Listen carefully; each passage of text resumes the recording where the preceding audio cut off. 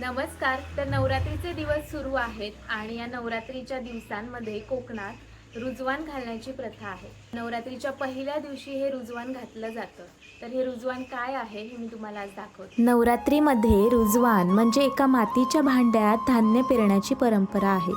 घटस्थापनेच्या दिवशी हे धान्य मातीच्या भांड्यात पेरले जाते. यात 7 किंवा 5 धान्यांचा समावेश असतो. गहू, तांदूळ, बाजरी, मका, नाचणी यांसारखी. 10 दिवस अखंड दिवा तेवत ठेवला जातो. तर आत्ता तुम्ही बघितलं असेल की रुजवान कसं घातलं जातं. तर या काळात शेतकरी जे असतात त्यांना आपल्या बियाण्यांची उत्पादन क्षमता तपासून बघायची असते आणि त्यासाठीची लॅब टेस्ट करण्याचे हे दिवस असतात.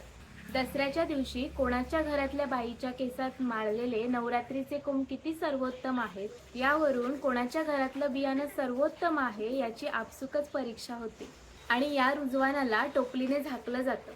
तर यामागचं विज्ञान जर तुम्हाला माहीत असेल तर मला कमेंटमध्ये नक्की सांगा.